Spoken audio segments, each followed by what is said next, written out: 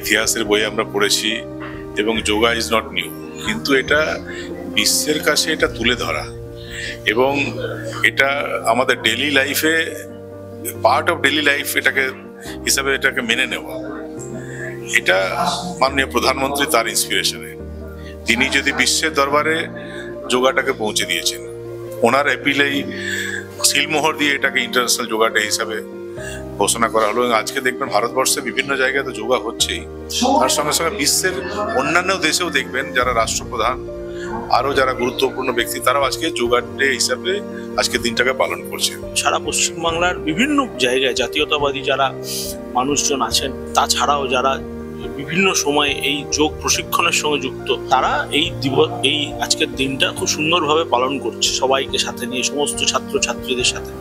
তো সেক্ষেত্রে আমরাও কালচারাল অ্যান্ড লিটারারি ফোরামের পক্ষ থেকে আজকে এই যোগ দিবস আমরা পালন করছি এবং আমাদের সাথে আর্ট অফ লিভিং যেমন সহযোগিতার হাত বাড়িয়ে দিয়েছে, তাদের প্রশিক্ষক আজকে এসছেন। এনএসএস যেটা কেন্দ্রীয় সরকারের স্পোর্টস অ্যান্ড ইউথ ডিপার্টমেন্টের আন্ডারে, তারাও আজকে তাদের বিভিন্ন স্কুল কলেজের ছাত্রছাত্রীরা এসছে। তো সবটা মিলিয়ে আমরা আজকের দিনটা একটা খুব সুন্দরভাবে পালন করলাম এবং যেটা আজকে সবচেয়ে প্রাসঙ্গিক, যেটা দেশের প্রধানমন্ত্রী বলেছে যে প্রাত্যহিক যে কাজ আমরা করি সেই প্রাত্যহিক কাজের যে সূচি, সেই সূচির মধ্যে যোগটাকেও ইনকর্পোরেট করে নিলে মানুষ অনেক রোগ থেকে সাধারণ উপায়েই মুক্তি পেতে পারে। আজকে ইন্টারন্যাশনাল যোগা ডে এবং এই বিশেষ দিনে আমি দুজন বিশেষ মানুষকে আমাদের টুডে স্টোরি পর্দায় পেয়ে গেছি। আমার ডান দিকে আছেন প্রেরণা আর বাঁ দিকে সায়ক। সায়ক, ইন্টারন্যাশনাল যোগা ডে কিন্তু আমি তুমি দুজনে ও একটু হাটকে, আমরা পুরো হাটকে পরে এসছি জামা কাপড় এই যোগার জন্য। তো প্রপার আমি খেতে এসেছি আর তুমি তো রাজস্থান থেকে উঠে এসছো জাস্ট। হ্যাঁ এক্স্যাক্টলি, অ্যাকচুয়ালি আমার ইভেন্ট রয়েছে তো সেইটার কথা মাথায় রেখে মাঝখানে তো চেঞ্জ করতে পারবো না, ওই জন্য একবারই পরে চলে এসেছি। প্রেরণা, যোগা ডেতে কোন আসনটা মানে কোন যোগাটা তোমার পক্ষে মনে হয় খুব ইজিয়েস্ট? ইজিয়েস্ট তো যদি সোজা চুপচাপ শুয়ে থাকি সেই শবাসন, সেটা হচ্ছে সব থেকে ইজি। বাট হ্যাঁ, জোকস অ্যাপার্ট, সূর্য নমস্কার যেটা আছে সেটা হচ্ছে, যারা জানে না তারা ওটা ইউটিউবে গিয়ে সার্চ করলেই দেখতে পাবে, হাজার হাজার ভিডিওস পেয়ে যাবে।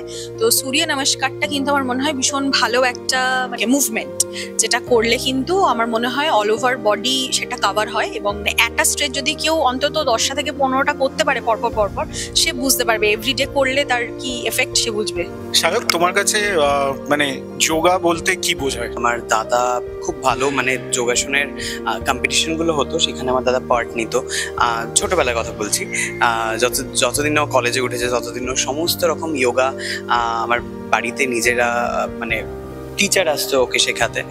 তো ছোটবেলা থেকেই দেখেছি আর খুবই ভালোভাবে বুঝেছি যে কতটা ইম্পর্টেন্ট লাইফের সাথে।